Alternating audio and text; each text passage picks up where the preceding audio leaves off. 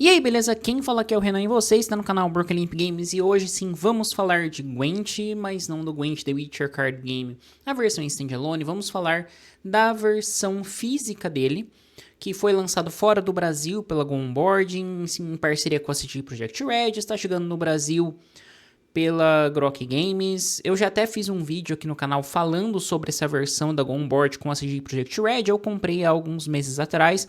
E na CCXP 2025 eu tive a oportunidade de jogar o Gwent físico ali e tal, em português já, com as cartas traduzidas, tá tudo bem legal. Eu falei, pô, eu acho que vou voltar com uma série de Gwent aqui no canal, aproveitando a intersecção dos temas, que eu falo de board game, que eu já falei bastante de Gwent por aqui, e isso eu acho legal de trazer de volta, porque pode estar chegando num público novo, que não vai jogar o online necessariamente, até porque ele está bem descontinuado, às vezes dá aquela vontadinha de jogar e tal. Inclusive, eu voltei os vídeos do online aqui no canal, Throne Break, Rogue Mage, vocês podem conferir nas playlists.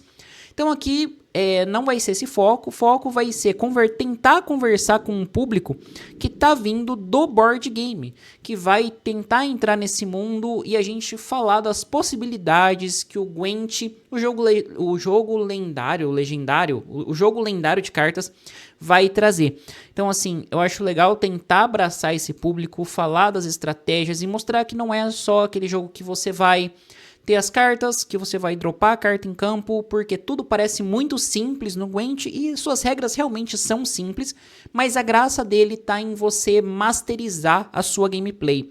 Então eu sei que vai ter muito canal de board game falando quando o jogo chegar, e vai ser aqueles vídeos de meia horinha falando, joga isso, joga aquilo, isso é importante, isso é assado e blá blá blá.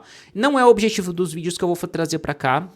Aqui eu quero tentar abordar os temas com um pouco mais de profundidade, então eu vou fazer alguns vídeos tentando destrinchar alguns tópicos, como você pode melhorar seu deck build, para você entender melhor o que cada símbolo significa, que vai ser uma parte bem introdutória, como combinar as cartas da facção, quais estratégias você pode utilizar, porque mesmo a gente tratando do card game que tem as cartas de The Witcher, do The Witcher 3 Wild Hunt, a gente ainda assim tá falando de um jogo que tem muitas possibilidades, não tantas quanto o online, mas ainda assim, pô, você faz vários decks, nós temos ali vários líderes para ser utilizados, dá para trazer análise dos starters deck, como a gente melhorar, como a gente fazer outras estratégias a partir deles, brincando com cada facção, comparando matches de a facção X é melhor contra YZ, mas perde por conta disso e daquilo de outra, sabe? Com fazer esse tipo de comparativo que eu acho legal e que traz um conteúdo um pouco mais rico do que você só falar das regras. E aqui, pra gente começar, eu vou ter essa abordagem de só falar das regras, não vou abordar modos de jogo, porque aí eu quero abordar com mais detalhes em outro vídeo. Símbolos de cartas e habilidades também eu vou abordar em outro vídeo, então aqui vai ser um geralzão. Basicamente o meu objetivo com esse vídeo se você nunca jogou Gwent e pegar a versão que for lançada no Brasil ou comprar importada e falar, eu quero jogar Gwent, o que eu passar aqui para vocês, juntando com a carta de auxílio para ver o que cada símbolozinho significa, vocês vão conseguir fazer uma partida ok, tá? Então não vamos entrar em estratégias, não vamos entrar em nada muito aprofundado. Aqui vai ser bem superficial mesmo, só detalhando um pouco do card game em si e das principais regras dele, que são bem poucas, né, na verdade. Então beleza, a primeira coisa que eu acho legal a gente falar é que o Gwent, ele não surgiu em The Witcher 3, tá? Isso fica como uma parte de curiosidade de background. Aqui eu trouxe a imagem desse jogo, que é o Condottieri. Eu já trouxe um vídeo falando só sobre Condottieri aqui no canal, como você jogar, quais cartas tem. E ele é um jogo, acho que é italiano pelo nome, né? Mas eu acho que, se não me engano, é um jogo italiano ali, é um jogo bem mais antigo já. E ele vai trazer essa mecânica de você jogar cartas, de você somar a sua pontuação, gerenciar a sua mão e ir conquistando territórios. Ele é um jogo bem interessante e tem uma certa profundidade também. E aqui nós temos uma imagenzinha do Gwent de The Witcher 3, né, da parte de seleção de cartas, que traz essa mesma ideia, mas ele tira a questão do mapa, coloca os rounds E ali você vai ter as fileiras que a gente vai comentar na sequência, né? Não na sequência, mas ainda nesse vídeo. Então, bom, no Gwent especificamente, o que nós teremos para você já entender logo de cara? Quando você abrir sua caixa, você vai ver 5 slotzinhos com 5 bolos de cartas. E esses bolos são as facções, elas são representadas por diferentes símbolos no seu verso. E ali nós temos 5 facções, que são Reinos do Norte, Monstros, Scoia'tael, Nilfgaard e Skellig. Para quem jogou The Witcher 3 e não jogou as expansões, vai reconhecer Reinos do Norte, Monstros, Scoia'tael e Nilfgaard. Skellig veio junto com Blood and Wine, mas aqui já está tudo incluído e eu acho isso muito legal. E ali também eu já vou pular para a parte de formatação de deck, porque aqui, quando você tirar o plastiquinho das suas cartas, você já vai ter uma partezinha que é o líder e outras cartas separadas ali, que vai dar cerca de 29 cartas, até um outro líder, né? O conjunto básico de cartas ali, o conjunto básico, as cartas de cada facção já vem com todos os líderes disponíveis, com diferentes habilidades, só que o de cima e as cartas subsequentes até o próximo líder é o que eu tô chamando aqui de Starter Deck. E esse Starter Deck vai seguir basicamente o formato padrão, que é o líder, 22 unidades no mínimo, e 10 cartas especiais no máximo. Você pode ter um side deck em casos específicos, como por exemplo, quando a gente fala do deck de Skellig, tem algumas cartas que vão falar para você assim, transforme essa carta num urso XYZ. Esse urso que vai ser transformado, no caso de Skellig, ele fica fora do deck, e quando ele entrar, ele substitui aquela carta que você jogou inicialmente após a ativação da habilidade. Então, no caso de Skellig, você vai jogar com um sidezinho ali, que você vai pegar para substituir algumas cartas no desenrolar do jogo, caso você ative. Um ponto importante é, quando a gente pega a somatória crua das cartas, ela não pode passar de 130 pontos, né? As 22 unidades somadas, elas não podem passar de 130 pontos. E além disso, dentro do conteúdo do jogo e que você vai utilizar, você vai receber 2 contadores, que são umas marcações para você fazer somar a sua pontuação na tabelinha lateral. 2 gemas, que vai representar os pontos de vitória. Então, é como a partida se desenrola. Você começa um embate durante um turno, acabou um turno. Quem ganhou aquele turno quebra uma gema do oponente. Aí você vai jogar um segundo turno. Se seu oponente ganhar e quebrar a sua segunda gema na somatória total, você vai perder a partida. Caso contrário, fique 1 a 1, tem um terceiro round de desempate. E também de 2 cartas suporte. Essa carta suporte ela é bem legal e acho que jogador de todo nível vai utilizá-las, porque ela serve como aquele lembrete, o ícone XYZ faz isso, o ícone tal faz aquilo. É aquela cartinha que ajuda você a tirar dúvida no meio do jogo, tal. Então é bem prático essas cartas ficarem no campo. E o tabuleiro básico do Gwent, ele já traz a área para você acoplar essas 2 cartinhas e entender, ainda mais porque cada facção vai ter suas habilidades específicas, vai ter algumas cartas características, então é importante você usar essas cartas também, tá? E aí nós vamos para o tabuleiro em si, né, que nem eu falei. Aqui nós temos o tabuleiro do Gwent, que vem com a versão básica, em que aqui na parte da coroa fica nosso deck, desse lado aqui o descarte, aqui as cartas suporte, os cristais, o contador de pontuação, aqui as cartas especiais, que são no caso as cartas de clima, que eu vou comentar brevemente sobre elas aqui também, mas são bem intuitivas. E eu acho que é isso. Tá. Temos as 3 fileiras aqui, né? Que vocês podem ver que tem uma cornetinha aqui. É porque nós temos uma carta chamada corneta que duplica a pontuação de toda a fileira. Então, quando você for jogar corneta, você joga nessa área. E aqui 3 fileiras, que é a fileira corpo a corpo, fileira de longa distância e a fileira de cerco. Cada carta vai ter o seu símbolo, né? Aqui, no caso, eu estou aqui, ok. Aqui são as cartas que você vai utilizar na sua mão. E aqui a gente vai ter os símbolos delas. Esse símbolo aqui, que nós temos a espada, o arco e o trabuco, indicam em qual fileira você vai jogar a carta. Uma carta de espadinha, você vai jogar na fileira de corpo a corpo. Uma carta de flecha, você vai jogar na fileira do meio, de longa distância. Uma carta com um trabuco, você vai jogar na fileira de trás. Essa carta aqui, que tem a cornetinha, você vai utilizar nessa outra coluna, né, que você vai duplicar a pontuação de todas as cartas que tiverem ali, exceto de heróis, né, que é um ponto que eu vou comentar já já. Então, aqui é onde você vai colocar suas cartas. E aqui eu falei uma coisa errada, aqui não é seu deck não, tá? Aqui é o seu líder, que é esta carta aqui. No caso, eu peguei a carta do Emhyr Varnhis, de Nilfgaard, mas tanto faz qual seja o líder. E ele vai contar, como não vai contar das 22 unidades. Ele vai ficar uma carta disponível para você utilizar ali quando você quiser. E a ativação do efeito dessa carta, ela tem a mesma função de você jogar uma carta da sua mão. Você não pode, por exemplo, ativar o seu líder e jogar uma carta da sua mão. Você pode ativar seu líder ou jogar uma carta da sua mão. A gente vai ver isso na parte de fluxo de jogo. Então aqui eu falei das cartas, e aqui a gente já vê uma diferença entre as cartas. As habilidades eu não vou comentar agora, tá? Porque eu quero fazer um vídeo só para elas. Mas aqui a gente vê a espadinha, vê a flechinha. No número dela a gente vê a questão da anatomia, tá?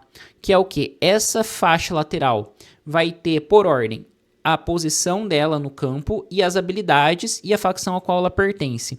Aqui em cima é o quanto de ponto ela faz quando você coloca ali em campo a figura e a habilidade. Tá, então o Gwent a gente está falando de um jogo que não tem custo. Você pode baixar qualquer carta da sua mão. E ali a pontuação ela vai ser feita dessa mesma forma que eu comentei aqui, né? Então você pôs uma carta de 7 aqui, você tem 7 pontos. Você pôs uma carta de 3 aqui, você tem 10 pontos. Você vai somar a pontuação de todas as cartas em campo, e quem tiver mais ponto no final de cada turno vai levando o turno e ganhando o jogo dessa forma. Agora, vamos falar das cartas especiais, né? Que eu já falei lá da corneta, mas nós temos também, além da corneta, o escort, que vai queimar a carta de não herói mais forte em campo. Temos também a carta da isca, que é uma carta de um espantalho. Ela vai pegar uma carta que está no seu campo, voltar para sua mão e aí vai ficar no lugar daquela carta. O que isso faz? Você vai ter uma redução daquela pontuação, mas se você usou uma carta com habilidade, você vai poder utilizar ela por uma segunda vez. Então, essa é basicamente a função dela.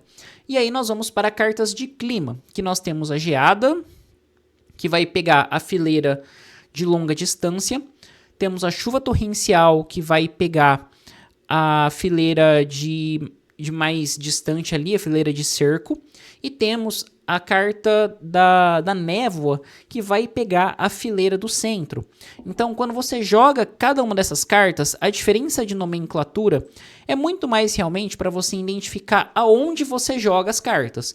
Porque as três vão ter o mesmo efeito. Então, quando você joga, todas as unidades que não são heróis, ou seja, que não tem aquela coroazinha pintada em volta do valor dela, vai se tornar 1. Então, nesse cenário aqui, o cara tem um Emirirife e tem um demônio. Eu acho que esse demônio vale 8 pontos, se não me falha a memória. E o oponente tem um Carpeado e uma Ciri. Aí o moço foi lá e jogou aqui a geada. Essa geada, ela vai bater nas fileiras corpo a corpo, né? Tudo que você faz no seu campo também reflete no oponente. Da mesma forma que eu falei que o escort vai queimar a carta mais alta no campo, incluindo o seu. Então, se você jogar um escort errado e o seu campo tiver lá a carta de 8 ou de 10, que é maior e não seja um herói, você que vai perder ponto. Então, é sempre bom você saber quando vai usar essas cartas. E aqui, né, voltando ao exemplo, você vai jogar essa geada. Essa geada vai pegar as duas fileiras. O que isso faz?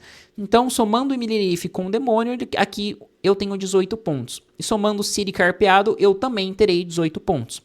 Porém, quando eu fizer a geada, o demônio e Carpeado, eles vão para 1 ponto. Então, o que acontece? A Ciri tem 15, mais 1 vai para 16, e o demônio, que tem 8, vai para 1, somando com o Emirirife, a fileira agora tem 11 pontos. Supondo que eu não tenha mais cartas no meu campo e meu oponente também não, o meu oponente está ganhando o deck de Skellig ali, que é o deck roxinho, ok? Aí entra uma questão que eu acho que pode ficar na cabeça de vocês. A carta de corneta, que eu falei que duplica a pontuação da fileira. E se ela interagir com um clima, ela continua fazendo a mesma coisa, basicamente. Só que se a carta foi para uma base 1, ela vai valer 2. É isso, em suma, sobre as cartas de clima, né? Só lembrando que cada carta de clima vai afetar uma fileira específica. Ok, eu falei tudo isso, mas não falei, vamos lá, como que a gente pode pensar agora em quesitos de mecânicas, né? Eu falei até agora muito mais uma parte de estrutura, já entrando em gameplay. Ok, você vai poder fazer 3 ações como jogador, que é jogar uma carta, ativar um líder ou passar, tá? E aqui eu já coloquei como um ponto importante que quem vence o jogo é quem vence 2 rounds, certo? Então você, no passar, você basicamente para de jogar. Supondo, vamos criar um cenário. Eu comecei a jogar e joguei uma carta. Meu oponente foi lá e jogou outra e tá 10 pontos na minha frente. Aí eu jogo uma carta de 1 e agora ele tá 9 pontos na minha frente. E ele fala, passo. Aí que é o negócio, que é a graça do jogo. Porque eu, como jogador, posso continuar jogando infinitamente até acabar as cartas na minha mão. Eu posso continuar fazendo minhas ações. Não é porque o meu oponente parou que eu tenho que parar também. Eu posso ir lá e jogar tudo até passar o ponto dele, se quiser passar, dobrar. E é isso aí, vai na sua vontade. Aí a gente entra na questão estratégica do jogo, porque de início você vai ter 10 cartas na mão, podendo fazer 2 trocas, que são os mulligans, você não pode trocar a mão toda. E durante as 3 rodadas, você não vai comprar carta entre os turnos, exceto se alguma habilidade mandar, como a de Reinos do Norte, que a gente vai conversar aqui. Então o que acontece é, você vai chegar, jogar uma carta, seu oponente vai chegar, jogar outra. E aí chega num ponto do jogo que você começa a avaliar se vale a pena você abrir uma vantagem muito grande dele, se vale a pena você às vezes perder aquele round para ter uma vantagem de cartas, ou vou usar meu líder para segurar uma carta da minha mão, já que meu líder não vai ter tanta utilidade contra determinada facção. Aí vai da sua estratégia e o que a gente vai acabar elaborando nos próximos vídeos. Então eu acho que é por isso, nesse slide a gente vai ficar por isso mesmo, que é ações. Você pode jogar, ativar líder e passar. É bem simples o que você pode fazer. Por isso que eu falei, o Gwent é um jogo que ele é muito fácil de você entender como ele funciona, de pegar a lógica dele. Mas masterizar, você tem muitas possibilidades do que você pode fazer. E essa, pra mim, é uma das partes mais interessantes dele, que ele abstrai essa parte de mana, ele vai tirar isso, que nem o Magic, que eu gosto de Magic, inclusive, que você vai, pra eu baixar a minha cobra num deck de veneno, né, que eu tenho um deck de veneno. Pra você baixar minha serpente, eu preciso de 2 manas. Então você tem aquela questão de, eu tenho que jogar uma mana, na outra rodada jogar outra, jogar serpente, ela entra inativa, só posso tacar no próximo turno ou não, dependendo da habilidade e tal, que não. Aqui você vai jogar, fazer ponto, o oponente vai jogar, fazer ponto, e a questão fica no até quando você deve jogar. Até quando vale a pena você investir nisso. E uma coisa que já vale a pena a gente comentar aqui é na questão do mulligan, porque não é simplesmente você tirar 2 cartas da sua mão e comprar 2 cartas novas. O legal do mulligan do Gwent é que você tira uma carta e compra uma. Aí você tira a segunda e compra outra.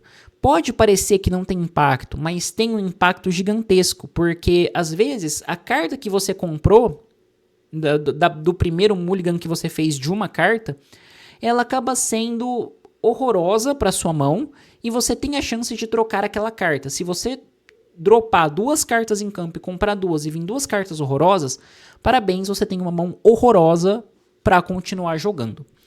Então, aqui é isso, tá? Basicamente, ações, start, como você faz, e algumas diquinhas aí para você pegar as nuances do jogo. E uma outra coisa, para você começar, a gente vai ver no próximo slide, que eu acho que eu falo sobre as habilidades. Você vai rodar uma moeda, tirar em popar, jogar dado, como você quiser. Normalmente é aleatório, exceto nos casos de Scoia'tael. Porque, vou esperar um pouquinho para falar sobre Scoia'tael, porque agora a gente vai entrar no quesito de habilidades de facções. O seu líder, ele vai ter uma habilidade, correto? Beleza. Só que a sua facção também vai ter uma habilidade. E essa habilidade acaba sendo uma habilidade passiva dela, que independente do herói que você estiver utilizando, ela vai ser ativada no momento que for definido para ela. Então, nisso você mantém um padrão para todos os decks que você construiu utilizando essa facção. Começando aí pela habilidade de Reinos do Norte, ela tem a habilidade de, se você ganhar um round, você compra uma carta. Ok? Então isso é muito legal, porque você repõe uma carta da sua mão. Tem outras formas de repor, no caso aí, nós temos uma carta que é do tipo espião, que você joga no campo do oponente e ele vai comprar 2 cartas para você. Mas a maioria das facções tem espião, exceto Skellig, se não me falha a memória. E aí o que acontece? Pelo menos não no deck inicial, tá? Skellig não tem espião no deck inicial. Aí o que acontece? Com o Reinos do Norte, você jogou o primeiro round e ganhou, você pode comprar uma carta. Ok, você perdeu o primeiro round, você tem que ganhar um segundo para poder continuar disputando a partida. Então você ganhou o segundo, do segundo para o terceiro você compra uma carta também. Então essa é a habilidade passiva da facção de Reinos do Norte, jogando em cima de repor a sua mão baseado na sua facção. Para monstros, como que vai funcionar? Para monstros, a gente vai pegar uma unidade aleatória no campo e vai manter ela, uma unidade que não seja heróis, tá? Todas as habilidades que eu for falando daqui para frente, tenha uma coisa em mente. Isso para esse vídeo e para os próximos. Possivelmente eu vou me repetir nesse aspecto, que heróis não são afetados, né? Que nem eu falei do clima, você jogou uma geada e tem um herói na fileira de clima, ele não vai descer a pontuação dele. Não vai, ele vai manter. Ah, jogou um Escort, que é uma carta que vai matar a carta mais alta em jogo. Herói não é afetado. Se tiver 2 cartas com pontuação 10 que sejam comuns, todas as cartas com aquela pontuação são afetadas. Porém, o herói não, tá? Então, tem isso em mente porque vai ser importante. Aí, Nilfgaard, ele tem vitória no empate, que é um negócio muito roubado dessa facção. Porque, eu não falei, não terminei de monstros, né? Você vai pegar uma unidade aleatória e manter em campo. Então, monstros, ele vai ter uma lógica de fazer spam de monstro. Então, você tem decks que tem muitos vampiros, decks que tem muitas aranhas, por exemplo, ou insectoides. Aí você joga um vampiro e tem a habilidade de um vampiro puxar todos. Então, com uma carta, você acaba pegando muita carta do seu deck e às vezes tendo que descer até coisa da mão para ativar a habilidade do bicho ali. No final do seu turno, você vai pegar todas as unidades que não sejam heróis, vai embaralhar e colocar uma em campo, tá? Então você vai carregar a pontuação de um round para o outro. Essa é a característica de monstros. Aí indo para Nilfgaard, ele vai ter a vitória no empate, porque o que acontece, que eu falei aqui, quando você vence seu oponente, você quebra um cristalzinho dele e você tem que quebrar os 2 para ganhar. Acho que isso já ficou claro. No caso de Nilfgaard, supondo que o jogo acabe empatado para os 2 jogadores aquela rodada, né? Aquela rodada acaba empatado. Ao invés dos 2 jogadores perderem um cristal cada, como é padrão, o que vai acontecer é que Nilfgaard vai ganhar. E é isso, sabe? Além de Nilfgaard ter outros pontos extremamente fortes a seu favor, cartas muito altas, vai ter muito espião, muito médico, que é uma carta que tem a habilidade de trazer cartas já utilizadas, né, da sua pilha de descarte para o campo. Então, aqui, Nilfgaard é roubadinho. Aí nós vamos para Scoia'tael, que traz a vantagem de quem começa primeiro. Então, você pode olhar sua mão e falar, putz, minha mão tá muito reativa, não tá legal para começar, eu quero sentir o que meu oponente vai fazer. Você fala, não, pode começar. Isso, logicamente, vale só para o primeiro round do jogo, tá? Quando a gente falou aí, Reinos do Norte vai comprar a cada turno que ele ganhar monstros, a cada round que ele... De round para round ele mantém um, independente se ele ganhar ou perder. Nilfgaard ganha no empate. Scoia'tael escolhe quem começa. Quem vai ser o primeiro jogador a começar. E assim, é legal também Scoia'tael, vai trabalhar um pouco com o swarm dos monstros, de trazer uns elfinhos ali e tal, mas ela tem uma questão tática um pouco mais elaborada nesse aspecto. E por fim, nós temos a facção de Skellig, que se você conhece The Witcher e comprou as versões físicas das DLCs do Blood Wine e Hearts of Stone, eu acho que você viu que nessas caixas você ganha as cartas. E Skellig não existe nesse contexto, né? Você tem só as outras 4 facções.